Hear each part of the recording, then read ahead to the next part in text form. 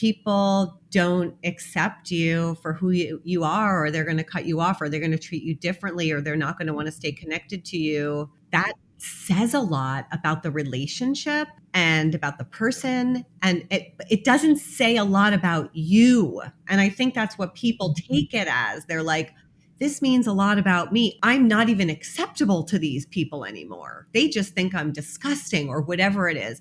That's not about you. That's about them.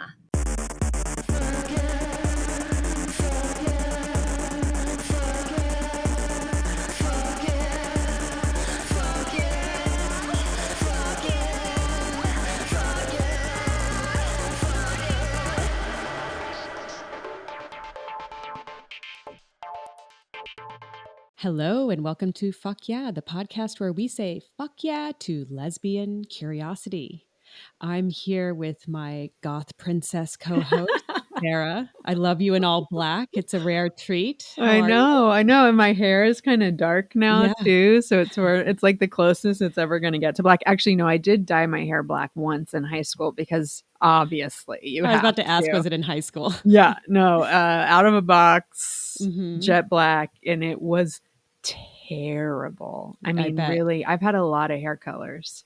That one was worse than green. Wow. Yeah. Wow.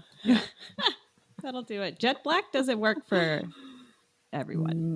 No, not for me. Hey, so what's giving you a fuck yeah this week? Well, I just came off of vacation. Oh, that's nice. Yeah, I took like a proper vacation and I realized like I don't think I've taken a week off in the last, I don't know, 4 or 5 years. Wow. You know, like I had some real like classic contractor scarcity where I've had chunks of time where I'm not working. But that's really different. Yeah, that's not vacation. Than like, you know, I'm just going on vacation. It was Ruby, Andrea, and my first vacation all together. How did it go? It was really great. Great. That's so nice. And my fuck yeah about it is that like it was not perfect. It was messy. Like as I expected it was going to be, you know, I'm a planner. Andrea's go with the flow. And Ruby's 8 years old. So this is like that sounds stressful for you. For disaster.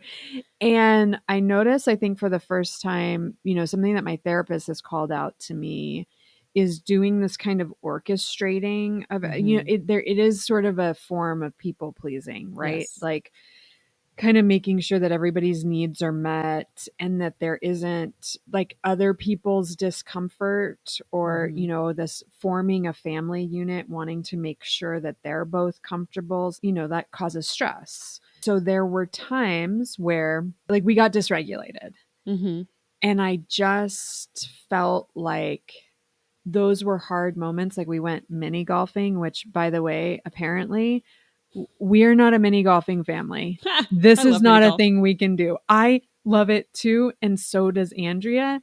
And Ruby wants so desperately and needs to be good at everything on like the first try. Right. That's a lot of pressure. You have 19 holes you have to make it through. And so then it's like, are we going to finish? Are we going to stop? And it was awful. It was a really bad moment. I actually like called my mom at one point and I was just like, this is hard and I knew it was going to be hard. But here's the thing. We processed it after the fact. Good. Yeah. We learned things. We like worked through the stuff and it wasn't in this way of like me kind of dancing around and trying to make sure that everybody was okay. It was very much like a group effort of like, these are each of our needs in these situations. And so how are we going to like kind of work together to make sure that, so we made a list of everything that everyone wanted to do on the trip. And, but really like everyone's peace of mind was kind of at the top of the list. So we let a couple things fall off the list because it was too much. And so it was just, it was really, really nice. And we went to Lake Tahoe, which truly, if anyone out there has not been, it is just one of the most beautiful places in the world. That water is so clean and fresh. Like you can just drink it out of the lake. I mean, it's stunning. Lovely. I'm really glad that you have that. Thank you. And I'm really glad that we have Samantha Fox on today, the lesbian curiosity coach that I've been fangirling over on TikTok. You gave Samantha Fox a shout out in our listener question episode as one of your absolute favorite TikTok creators. Yeah. And then you had the courage to reach out and ask her to be on the podcast. And she said yes. Yeah, I know. I'm so excited to learn more about her work and her process. Yes. And it's exceptionally relevant to my life right now. And I'm going to try not to turn it into a private therapy session, but I do have some personal questions as well. I'm sure if you have the question that someone in the listening audience also has the question. So I support you. Thank you. You're always so supportive. You have been the one to introduce me to Samantha Fox. And what I have learned about her is that she is a sexuality coach. She works with women worldwide who discover that they are not as straight as they thought. So she has an experiential model that she works with folks, I think both one-on-one. She has a private practice working with individuals and couples. And she also has a boot camp. And it's a process that she takes people through of unpacking, unlearning, and relearning narratives that we carry with us due to being born into a patriarchal society. So I see why you are really into Samantha Fox and her work as the lesbian curiosity coach. Yeah, she's one of my TikTok oracles telling me more about myself. Oh, I love that. Not a creator, an oracle. An oracle, yeah. She's like, have you thought about this? She comes on my feed going, have you considered this? Have you considered this? So I am just super excited to talk to her about all of this new stuff that she's taught me on TikTok about like compulsory heterosexuality. Anyway, let's get into it with her because I'm just so excited to be in conversation and learn more. Yeah, me too. Let's do it. Hello, Samantha. We are so excited to have you here. Welcome to the Fuck Yeah podcast. Thank you. I'm so excited to be here. I just want to mention quickly, I am such a fangirl for you. I found you on TikTok. I think TikTok knows more about me than I know about myself. And so I definitely think it was trying to tell me something that I've since been exploring when your TikTok came across my For You page. But I love your work so much. And I just want to tell you that I think you're doing a great service out there and that, you know, being there for so many women coming out later in life. So thank you for that. Thanks for sharing that. I love hearing that. Yeah, TikTok does do that. They find you. They told me I had ADHD before I knew it. So, but before we get into it, which I want to get into it, we have a few warm-up questions for you. What is your favorite thing to wear right now, clothing or otherwise? Something that I always wear is this leather tie around my neck. Mm-hmm. People have asked me what it means and why I wear it and where I got it. And it's really strange. I've been wearing it for about 20 years. Wow. I mean, not this same piece, but it's literally a piece of leather that I just felt like tying around my neck because I like it. That's why. Wow. Yeah. So I have like a roll of leather cord and every time it breaks, I just tie a new one on and I don't really know what it means, but yes, I like to wear it. I love that. And do you keep it on no matter what through showers? Now I take it off for showers. I usually try to take it off for sleeping, but eventually it loses its grip and it breaks and then I just put a new one on. I don't know what it is. I just love it. I love the texture. I'm a texture person. So do you touch it throughout the day, like when you're talking or whatever? Yeah. I love that. You have your own like stem necklace. Yeah. My everyday necklace just broke when we were on vacation. I have the chain. I'm going to get it fixed. But I feel like a part of me is missing right now because I realize that I hold on to it. I string it around. I play with it all the time. So I so relate to just having that piece that you always have with you. Yeah. Who was your first celebrity crush? Oh, this is such an interesting one. I'm not like a huge celebrity crush person, but I would say the first woman that I had like a strong reaction to Mm-hmm. was Jodie Foster. Ooh. I love it. And like every time I saw her from when I was like 9 or 8 or, around 8 or 10, saw her in a movie, I would have some kind of major reaction, but I had no idea what was happening. What was the first movie that you saw her in? Because she was in some doozies for children. Yeah, I want to say it might have been that, like the Silence of the Lambs. Oh, okay. Okay. Because I was like Taxi Driver. No, Okay. So this is like, yeah, Clarice era. yes. Yeah. Jodie Foster comes off as gay to me. You know what I mean? Like once you know what gay is, I Once you feel have like data, she reads gay. So I wonder if you were picking up on that as well. Or what is it about Jodie that you think was doing it? I think it's what you're saying. And, this is something that I've been noticing more and more as the years go by. I think looking back to even like elementary school, middle school, high school, being around girls that I had the same reaction that I had to her, Mm-hmm. but had no idea what it meant. So I did not connect in any way that there was like an attraction. There was just this like sweaty nervousness, Mm-hmm. weakness in my knees, could not find my words, and just thought there was something terribly wrong with me, but did not connect it to attraction at all. Yeah. So yeah, which is, I mean, right over my head. Because you had no frame of reference. No frame of reference. Yeah. Yeah. That's so interesting. What was your first mode of masturbation? Like my big stuffed animals. Ah, Yes. And I just love like it. squeezing. You would squeeze them? Yeah, like squeeze on them. Yeah. How Yeah. old do you think you were? Probably like 6, 7. Yeah, that's so Yeah, pretty interesting. young. Pretty young. We've had a lot of stuffed animals, or in Sarah's case, Cabbage Patch doll lovers on the podcast. So, but you would just squeeze them? Yeah, like squeeze between my legs, kind of like squeeze and rub a little. So interesting. Yeah. Yeah. I think it's actually more the norm than people think. We've only had a couple folks who were like, oh, around 13, I started exploring my genitals with my hands. Mm-hmm. And You're it's like, weird. really nothing before that. They're like, no. Yeah. Yep. But That's most me, though. people say, those kind of pleasurable sensory experiences at a pretty young age with like comfort objects and that kind of thing.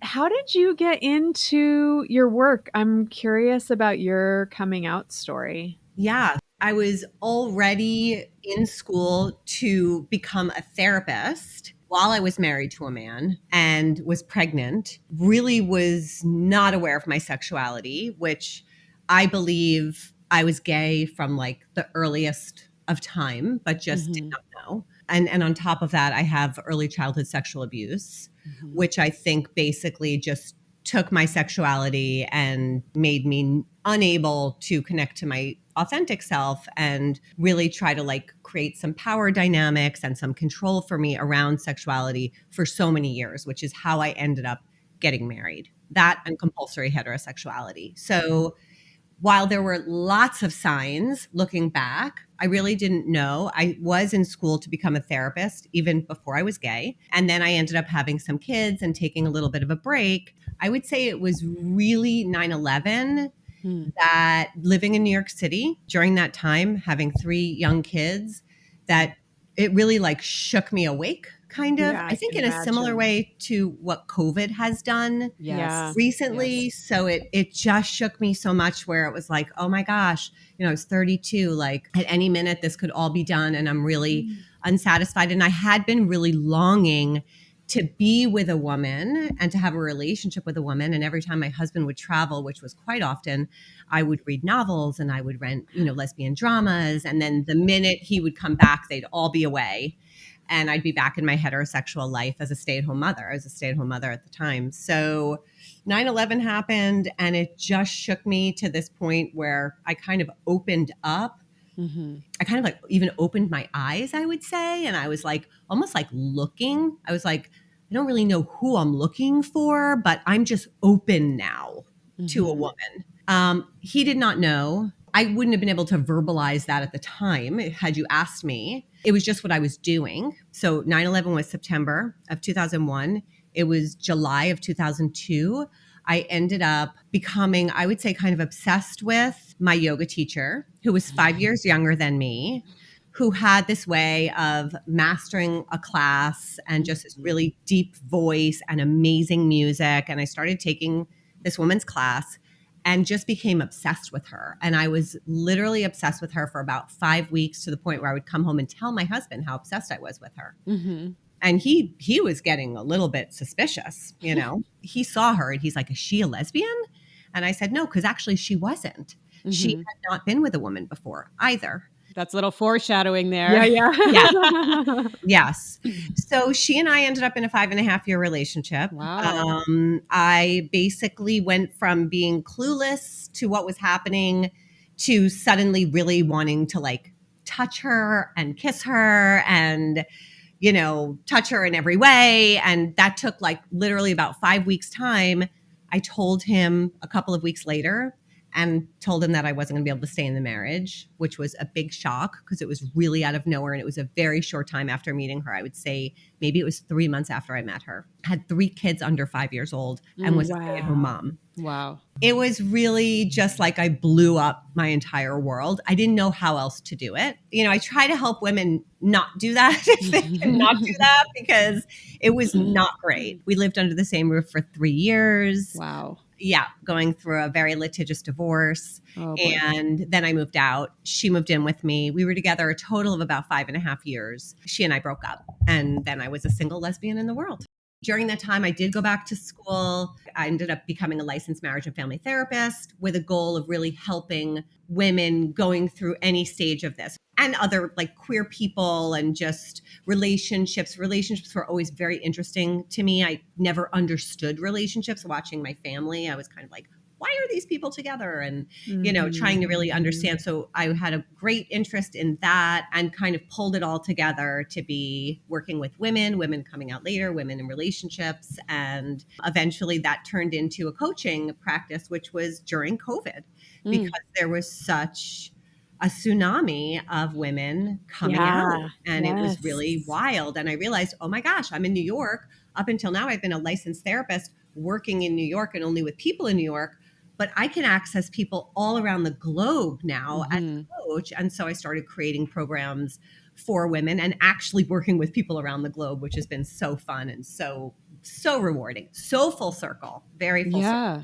Well, and also you have this point of reference from your own personal history around a really similar traumatic event that people respond really differently to. But for some people, it wakes you up to a new consciousness and like a real desire to find your authentic self. I mean, it's so interesting to kind of learn that connection between what your catalyst was.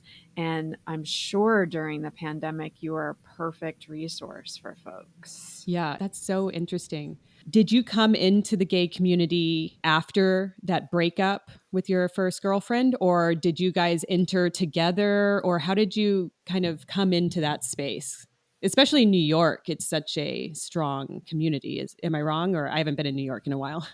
Yeah. So by the time I got through my divorce, I was about 35. I had twins.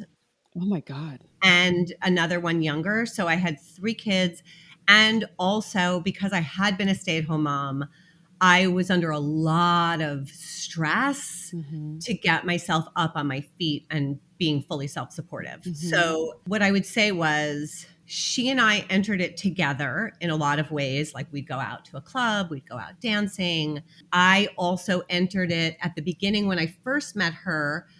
I took a weekend workshop with a woman named Joanne Fleischer, who's sort of like, I don't know, to me, she's like the mother of how to work with people coming out later. She was a therapist. She was out of Philadelphia, and she was running weekend workshops. So this is going back to the early 2000s, for women who were married to men. So you're literally married to a man and you're attracted to women. What do you do? So I went to one of these workshops. There were 20 women from around the country there. Everybody flew in. It was in Massachusetts.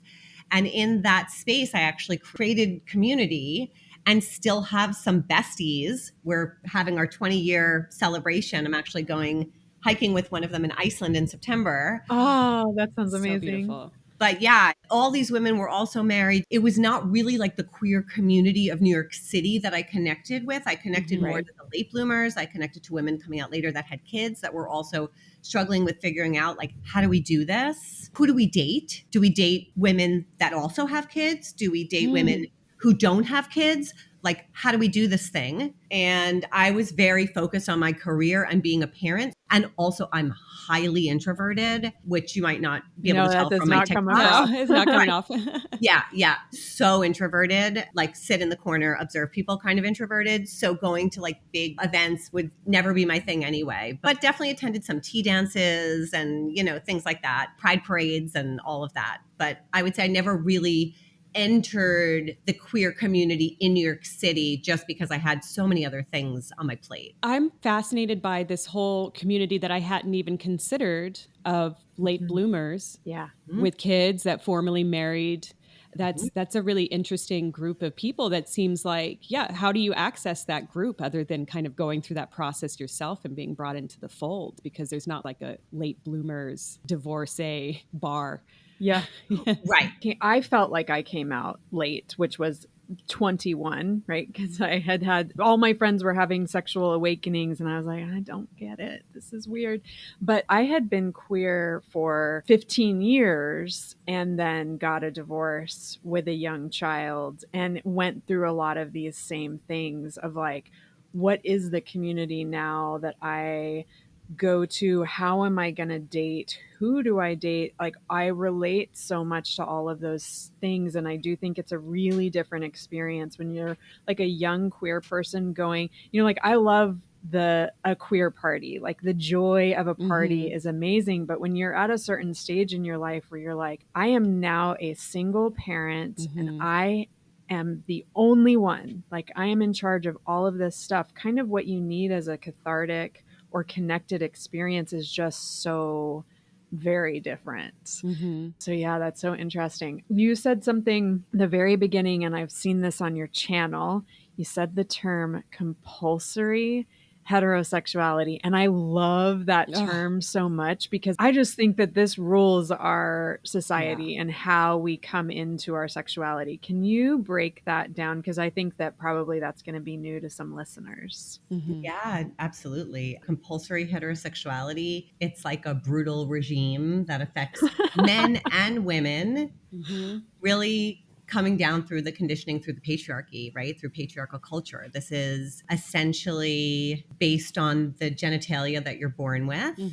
Your sexuality is determined at birth, Just like your gender. just like your gender. The minute you're born female, and I'm just going to talk to the female piece because males have it too. And I really think it does a huge disservice to them as well. It's just not my area of expertise. Patriarchy harms everybody. Yes, exactly. So the minute you're born female, you're going to be a wife one day, and you're going to have a husband one day, and you're going to have babies one day, and you're going to make sure everybody is happy all the time, and you're going to be so Yep. pleasing, and you're going to always look really nice, and you're going to always be smiling, and you're never going to be angry. And I mean, it just so, but the heterosexuality piece, so I mean, I can go on and on about it, but the heterosexuality piece is basically just, oh, it's a girl. That means she's heterosexual. I mean, Yep. there is no option. There is no just, oh, it's a girl. This is wonderful. And then nothing. It's all based on a knowing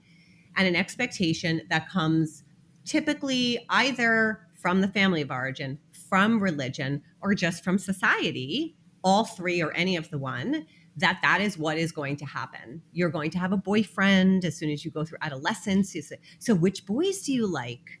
Do you have a boyfriend at school, right? These, like, the grandparents are asking the question, even, like, it's just everywhere and you can't get away from it. And because we're so conditioned, I mean, the other pieces are important because of all the conditioning that we have to be so pleasing. A lot of women are just, they don't even know. They don't know. I mean, you're just told what you're supposed to do. I call it like the conveyor belt life. You're Mm. told what you're supposed to do. You hop on the conveyor belt, you just fit into all the boxes, and at the end it's all wrapped and neat, and then you're married and you have your two kids and you have your one person that you're going to be with for the remainder of time. Mhm.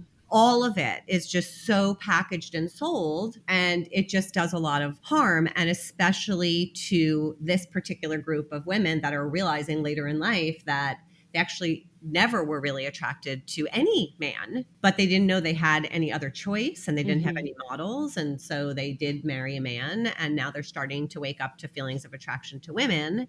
And then they're struggling with internalized homophobia and Mhm. internalized misogyny, and also just guilt and shame. How do I do this? How do I leave this life that was so expected? Everyone is going to be so disappointed. I'm not Mhm. going to please people. I'm going to be cut out from people's. I mean, it's so messy, and it really is like a brutal regime. It's like leaving the Amish almost. It's like you have to do a whole other society. Yeah, almost, because so many people will just completely reject the idea. It's like you have a nice husband, he's good to you, you have these kids. Why are you going to mess up your kids' lives with the divorce? It's like nobody wants you to do it except for this small group of people that are like, we did it and it's awesome.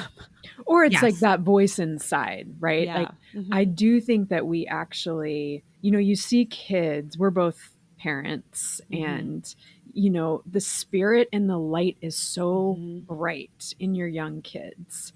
And there's just all of this programming that happens through like our capitalist, patriarchal, white supremacist system that just sort of like dulls the light. And sometimes there's something that just shakes you up. Of course, some people figure out how to live their authentic path for like their whole journey, and like good for those fuckers. But like for most of us, it's just like we're trying to fit into these boxes. And I think particularly for folks who are socialized female, or I guess maybe I'll speak for myself, it's like you're supposed to be a good girl, Right. and you're not supposed to rock the boat, and that thing that you're talking about, like the human caregiver syndrome. So it's like there's so much working against you to break out of those molds. And something else that you talk about in your work is the male gaze. Mhm. And I think that this is also a big thing that we're programmed towards. All of society is like, oh, yeah, things are supposed to come in this package that is oriented towards men. And if Mhm. you're in a feminine ish package, then that is supposed to be like hyper feminine, sexy, but not too sexy. I mean, I could go into the Barbie rant of like this, but not that, and blah, blah, blah. Mhm. How do you work with folks to do that deprogramming around the male gaze? The deprogramming around the male gaze is deprogramming of all of these things that we're talking about in terms of how women come to believe their value and worth exist in the world. So I do a Oof. lot of unpacking initially. So I have a boot camp, it's 12 weeks. We start with a lot of unpacking and trying to understand what are our sexual narratives, like how do we become sexual beings in the world? What are the things that we learned from our family of origin or from our religion or from society? And let's unpack those and look at those roles and what you saw in your parents and what you were told and your early experiences, and really start to question, like, do these align with you today? Mhm. Are these the beliefs you have today, or are Mm-hmm. these from a different time? So it's, I mean, a lot about curiosity, right? We live in a world where everybody wants to know. I know this, or I've already figured this out, or whatever. I know myself, but this is all about not knowing yourself so well and actually being open to being curious, and in that space of curiosity, doing the unpacking of all of these things that led us to believe that we are valuable and worthy in the world because we are pleasant. Mhm. We are Mm. doing what's keeping everybody else happy. We are following the norms and keeping ourselves Mm. in the lines of the boxes at all times. And the truth is that the women that work with me, a lot of them don't know who they are. Yeah. Their entire self-worth is based on what they're seeing from the outside world. That is who they are. It's what's mirrored in the outside world. They Right. don't have a sense of themselves. So it's really about unpacking as much as we can and unlearning. I do parts work. I don't know if you're familiar with internal family systems, but that is the model that my programs are all based on. So we do a lot of parts work and just working with parts of us that are really blocking us from knowing ourselves and unpacking that and starting to build some sense of self. Like, who is your adult self of today? Let's start with that calm, confident, courageous, connected you, and decide from there, what do you want? Who do you desire? Because women don't even think about that. Even when they come out later, so these women that come out later, Yep. they're still, I just recently did a post this week, I think earlier, where I asked women to share if they had a type, late bloomers, late blooming queers, if you had a type, what would that type be? And one of the women answered and said, anyone who is attracted to me. Right. Yeah. That's how I used to be with men, 100%. If you showed interest in me, that's all it took when I was in my 20s, because I was so desperate for that male gaze approval. You end up making your whole life around it. I mean, I'm pretty sure that's how I ended up in my first marriage. And that was not with a man, right? So Right.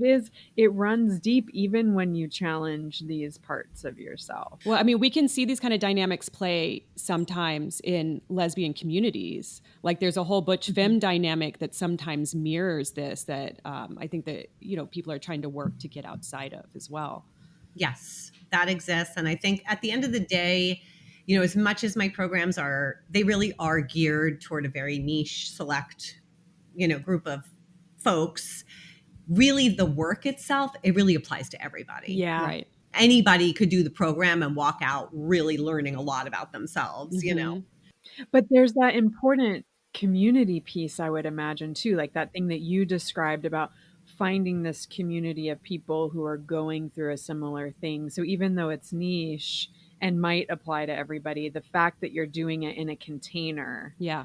with people who are sharing your lived experience can really, I would imagine, amplify the power of the work and the transformation. I'm 22 or 23 years into this whole process, and this is like 12 weeks. I mean, I have watched these women transform their lives in literally 6 months from being married. This is when you have like a friendly marriage that you're able to get out of, where they remain friends, but just really being able to transform and start a new relationship and come into themselves. And never before did they think that that was even possible. So the community piece is also really part of that transformational experience.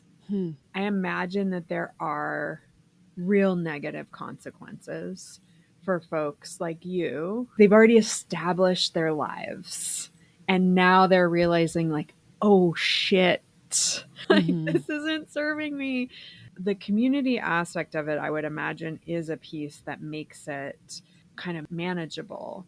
But there's also folks that you're not necessarily leaving behind, but that probably feel that way, and you sort of changing the whole rules of the game, right? Like suddenly, I've seen you this one way, and now you're telling me you're a different way. So you're having to kind of disentangle from your family. And Robin, I know you're going to I have know. This is exactly what I'm going through right now. personal questions about this, but I'm just wondering, like, how do people navigate this, like, really entrenched social circles? Maybe they're leaving a marriage. Maybe they're having to navigate this with kids. It's heavy. It's a lot. I mean, it's not easy. And I'm going to say there isn't really any one way. I navigated it my way. My ex-husband kind of outed me to everybody before I even outed myself. So a lot of fallout, and family members on his side that completely cut me out and that I have no relationship with anymore,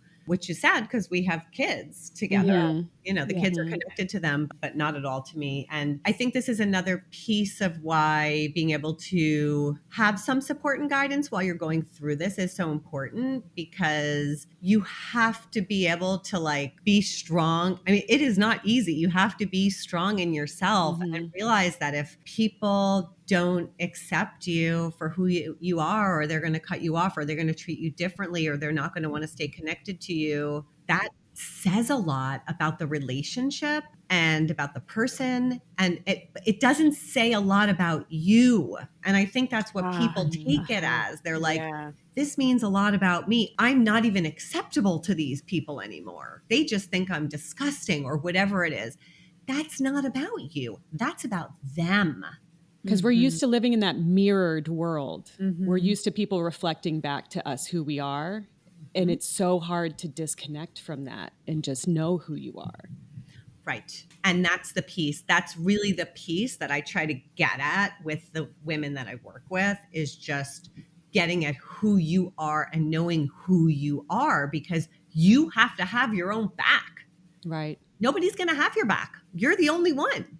Yeah. I mean, and that's basically like adulthood. Yeah. I Yeah. mean, honestly, for everybody, you know, it's boundaries and saying no sometimes, and people are disappointed, and that's okay. Disappointment is part of everyday life, you know, and so a lot of it is not even just queer based and not even coming out based. It's just like really being an adult based and knowing you're never going to please everybody, Yeah. and nor do you need to, you know. Yeah. But there's loss and there's grief. And I always say it's making space for all of those emotions that come with the loss and the grief, with people that are so disappointed that they can't stay connected to you, and what that feels like to you for the Yeah. loss of those Yeah. relationships. Letting yourself really feel that, not Hmm. bypassing that. I'm so, and I don't want to use like free coaching or therapy services, but I'm so excited to talk to you about some things because I'm going through a lot of what you're describing right now. But I feel like I have a bit of an unusual circumstance because I've been involved with the queer community and with like sex work and the sex toy industry. Like I'm a pleasure educator. It's like I know what the possibilities are. Mm-hmm. So I'm going through this thing with my husband right now where it's been like a long process of me realizing that I do people pleasing. Like maybe 3 years ago, I remember crying to a friend being like, I have everything that I want. Why can't I be happy? You know, I had a major emotional mental breakdown that I'm still recovering from. And I think that as I've gone through deconstructing my people pleasing, and then Sarah and I did a thing where we read my old journals from when I was a teenager, and I'm talking about being attracted to my best friend. I remember coming out to my mom as a teenager, and she told me that I wasn't gay. And then I had a relationship with a woman in college, and it ended very badly. And I wasn't very attracted to her. I decided then, you know what? You did your college try. You're not gay, you're straight. That was in the 90s, though. And between then and now, every single person that meets Yes. Robin is like, "Oh yeah, Thinks I'm gay." she's definitely Like queer." Sarah and I would go out and people would think Sarah's straight and that I'm gay or that we're together, you know? And I'm like, no, silly, I love dick. And then, Yeah, but yeah. I'm like, and I think I've had a big obsession with the male gaze because I was able to attract it in a way, but, you know, making a lot of choices for myself and connecting for my emotions. Like I moved out of the house. I'm trying to be my own person, dress how I want and decorate how I want and do all of these things and find myself and truly be autonomous. And it's ruining my marriage because that's not fitting into his idea of who I should be. But under all of this, I'm like, wait a minute, am I gay? You know, back in the day, you had to decide, are you gay or are you straight? Maybe you're bisexual. But now this whole world of gender fluidity and pansexuality, I'm like, you know what? I've been working on disintegrating my misogynistic sexual fantasies and getting down to just pleasure, and then I want to rebuild that, but I just don't know. I just don't know anymore. Like I don't know. And I don't feel like I have to define it anymore. If I was going to label it right now, I'd call myself pansexual just because I'm open to Mm-hmm. all of it. So I don't know. What what do I do? It sounds like you're doing it, you know? Yeah. Yeah, I mean, pansexual, I like queer just because to me, it's like the biggest umbrella for all of it. It's like every color, you know? But it sounds like you're doing it. You are taking the time and space to not be who he thinks you should be, Right. or it seems like who anybody thinks you should be, and just actually be who you are and see who that is. Yeah. And seeing what comes up in that space. And that's hard to do, you know, as an adult with kids, being married. Like this is really hard to do. And I think it's the best thing you could be doing. Thank you. I Yeah. appreciate that. I need a little, because it's hard. It's exhausting. It's Yeah. exhausting. Yeah. I have a specific question. It occurred to me recently that I knew what my role in a sexual dynamic was with a man. Mhm. And now I don't even know if I was ever with a man again, what my role would be, because I want to redefine that, because I can see now how handed down it was. Mhm. It was a very like alluring but sexually submissive role. Mhm. And now I'm like, I don't even know if I were to sleep with women. I don't know who I am in that situation. First of all, I think that, the whole like, what role am I? And for some people, they really truly feel they do fit. I'm talking about in queer life now, like they really do fit into a role, and that's where they're comfortable, and that's how they'll move around. But even the idea for me of a role is like too boxy, Yeah. because the truth is like, depending on whoever it is that you're with, the energy is gonna, like, you're gonna play off of somebody else's energy. Right. So I just want to say, make space for it to change, because with somebody, you might be a little bit more on the receiving end or a little bit more submissive, and that might feel amazing. And then with somebody else, you might feel very much like the giver and the doer, and that might feel also really amazing. And so in queer sexuality, I also feel like you don't have to have like, this is the role I play. I love that. And now that you're saying it, it's so obvious, but I'm like, of Mhm. course, I'm still stuck in this hetero patriarchal kind of thing where you have this role and you have that role. And I'm like, what's my role? And it's like, actually, you don't need one.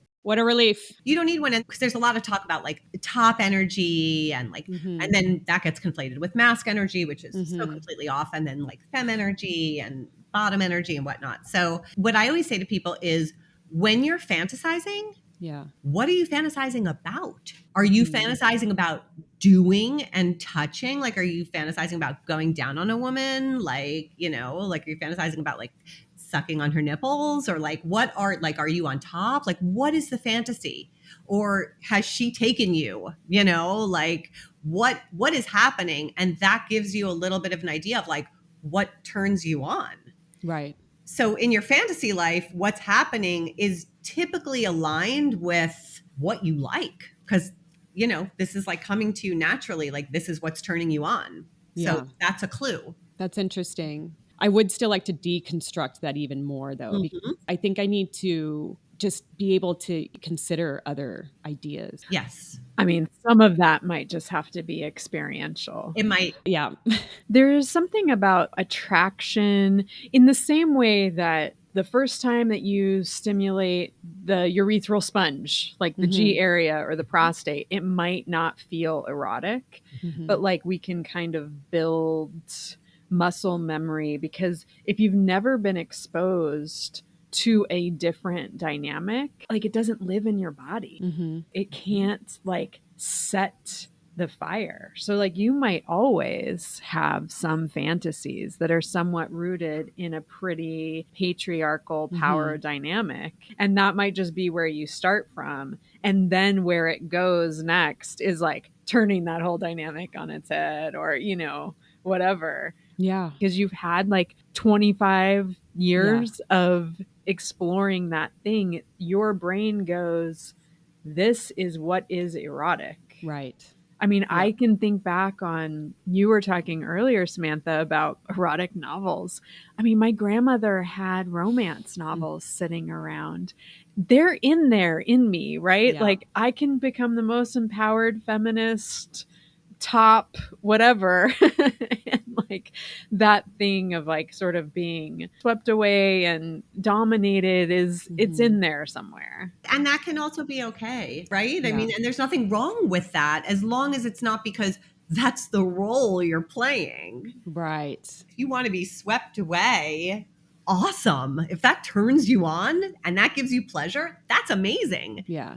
I feel like the answer always goes back to, yeah, what do you feel? Where is it leading you rather than what you should be doing? It's getting out of the shoulds and into the Curiosity. I mean, I think you have an excellent name as a curiosity coach. I love that. That's what Yeah. it's Yeah. it's what it's about. Being Yeah. curious and observing. Yes, and getting in touch with yourself. And you'd be surprised at how few people in the world do that. Yeah, I'm learning that. That's what I was going to say is I feel like we've just come full circle to, our very first question, around compulsory heterosexuality is that it is actually easier to just get into the box that everybody kind of expects you to Right. be in.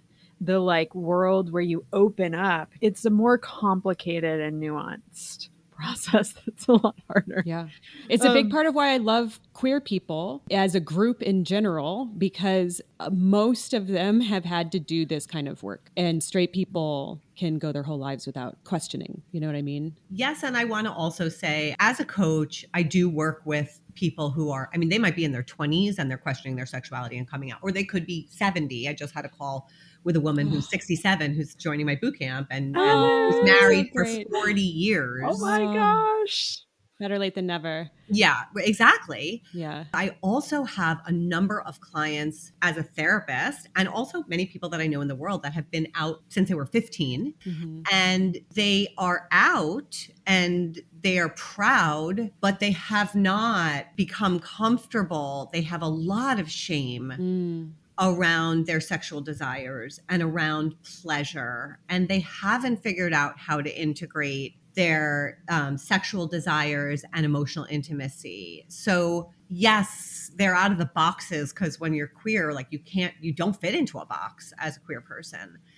But still, our society is a society that shames us. And so Yes. people do, even though they're out, they've been out forever and they're in their 50s, they are Mm-hmm. still walking around, I can tell you, 60s, Yeah. not having the sex that they want, not knowing how to receive pleasure, not Mm-hmm. knowing what to do about that. And so, yeah, I mean, it's a societal sickness, Yeah, it is. Aside from finding you, which we're going to absolutely let everybody know how to find you, what are some resources that you love? I mean, the most recent one that I just thought was like so well done was Jane Ward's book, The Tragedy of Heterosexuality. What a great title. And I've given that to straight clients and all the people going through the boot camp.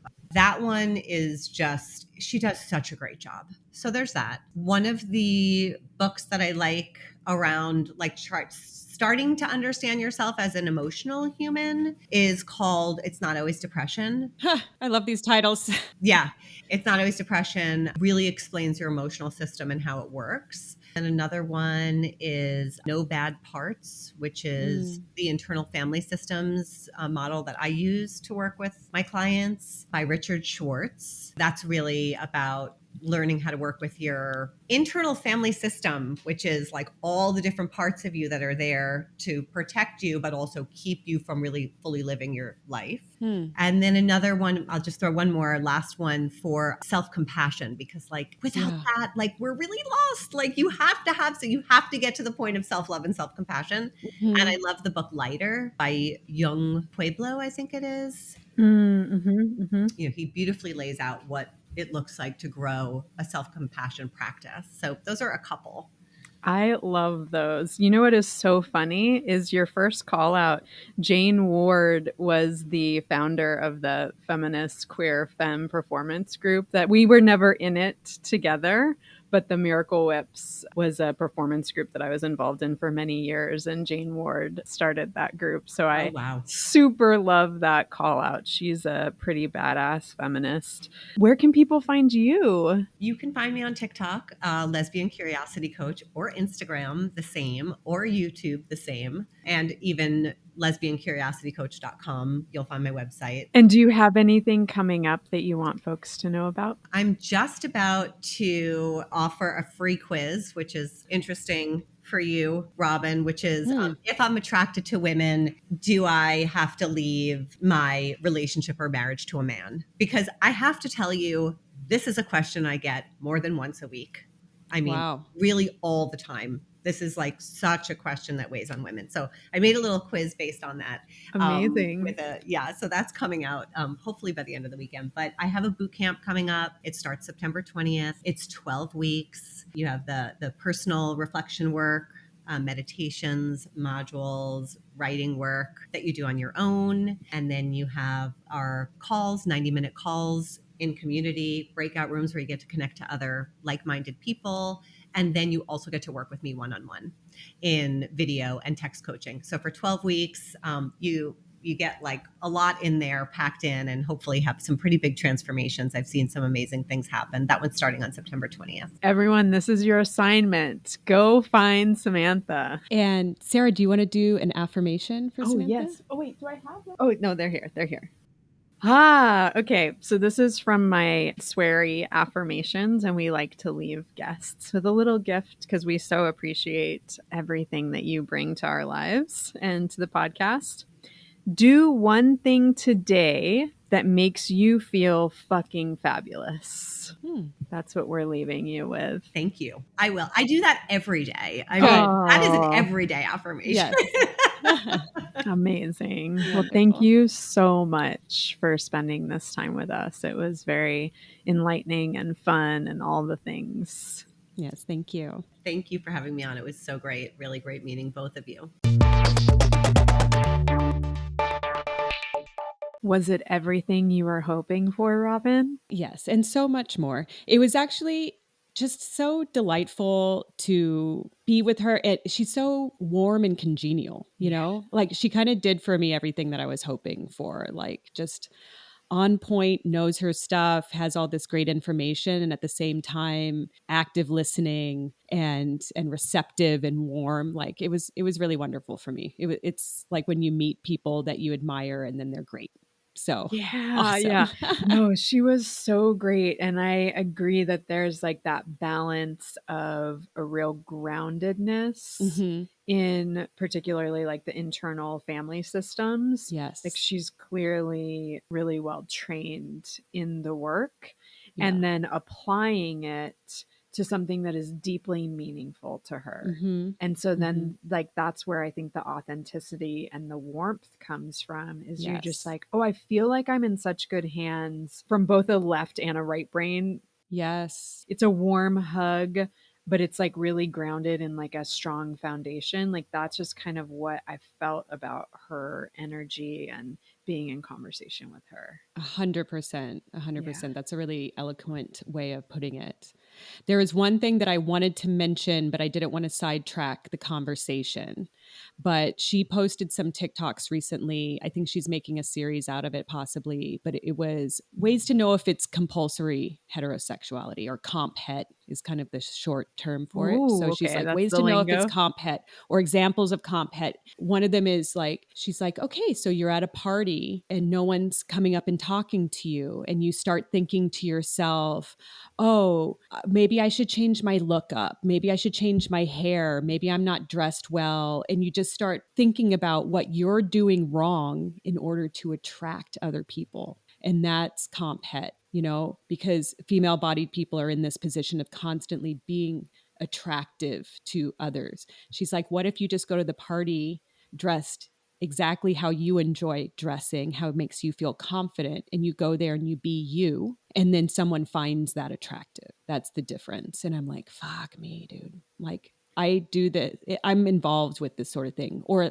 like I was talking to a straight friend a little while ago, and I was like telling her how so much of my sexuality is based on how much the other is attracted to me. And she still mentions that. She's still thinking about it because she had never occurred to her that her whole sexuality is also based on that. How much did they want to be inside my body?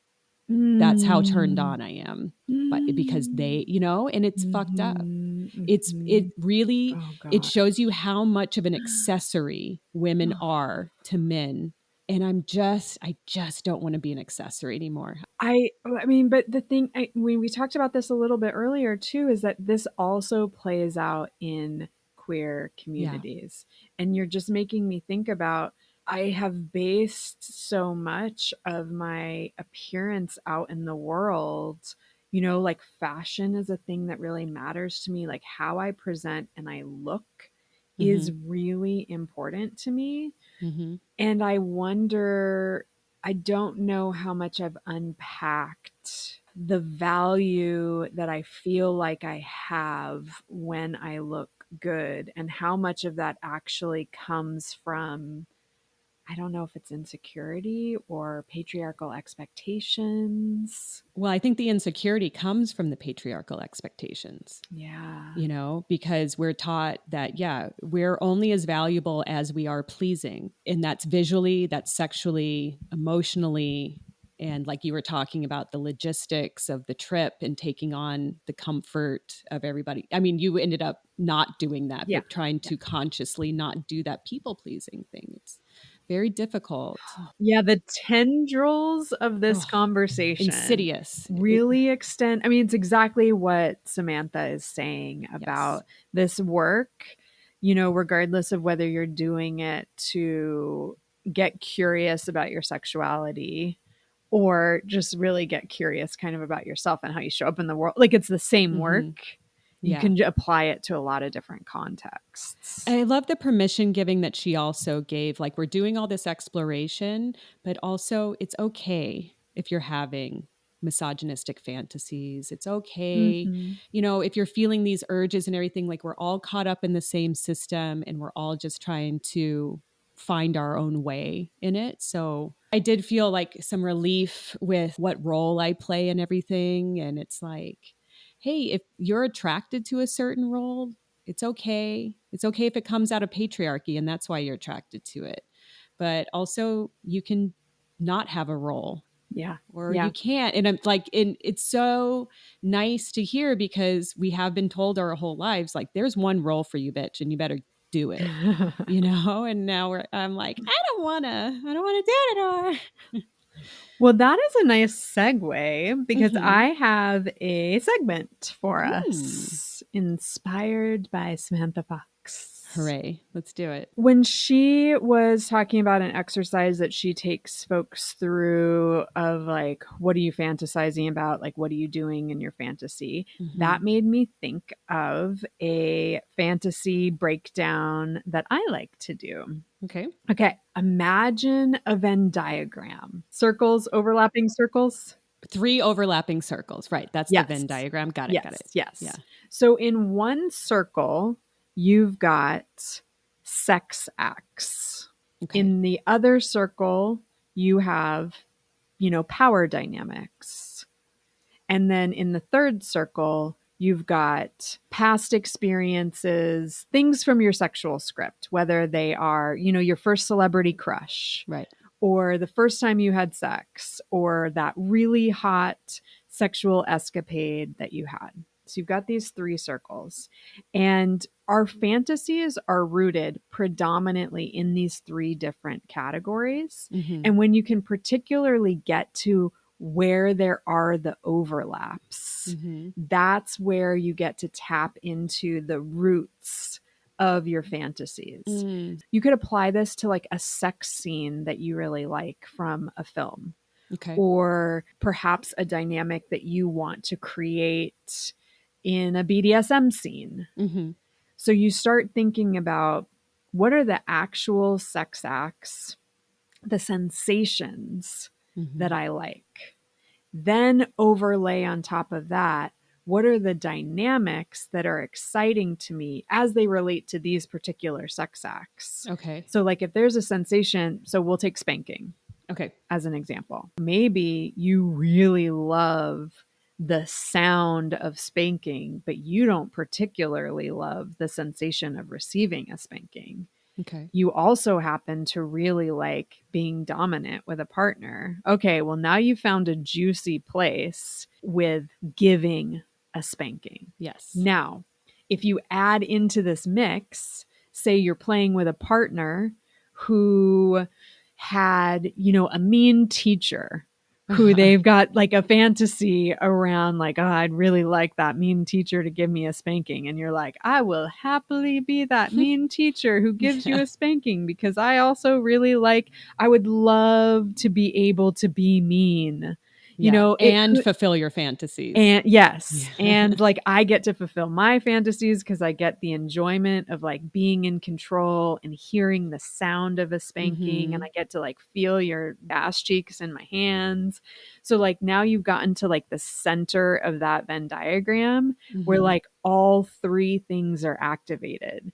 The thing that you're doing, the sensations you're exploring, the actual sex acts, the dynamic that you're interested in, and something from your sexual script, your fantasies, your past experiences that's really positive that you've attached a strong desire to.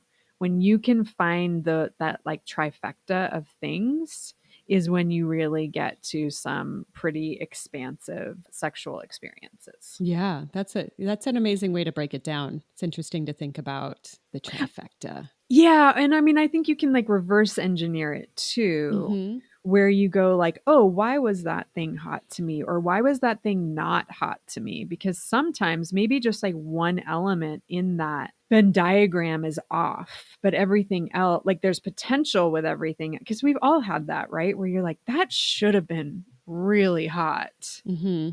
Why wasn't it? Why? Yeah, that was awkward. Yes.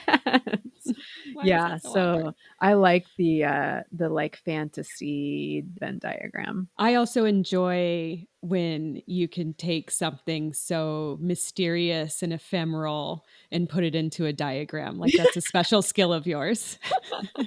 So I appreciate that breakdown. Like, yeah, this Virgo part of my brain that's always just like, but it's got to be organized and in categories. Like, let's put it in an Excel spreadsheet, then it'll make sense. Oh gosh, yeah. Well, I really enjoyed today. I enjoy spending time with you and talking with Samantha. Me too. So, and I appreciate you, dear listeners, for joining us. And you can always stay in conversation with us. Find us on TikTok at Fuck Yeah Pod and on Instagram at Fuck Yeah Pod. And then our email is fyeahpod@gmail. And we're on Threads as well. We are. Yep, we're on Threads. We're failing Threads right now, but we are, knocking it out of the park on YouTube. F Yeah Pod. You can find us there too. And you can see our faces. You can see our faces. We would love to be seen and we'd love to hear from you. Tell us your fuck yes. Send us a recording of your fuck yeah. Send us a recording of your celebrity crushes and we'll feature them on the show and maybe make a video out of them for the socials. Fuck yeah. Fuck yeah. Fuck yeah.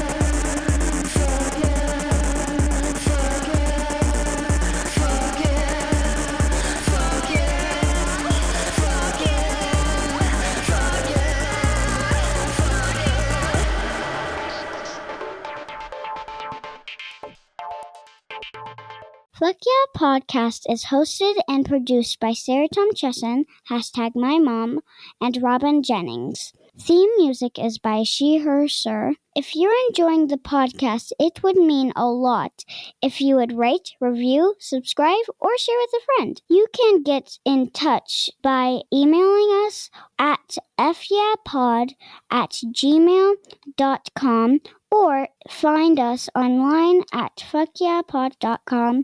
Thanks for tuning in.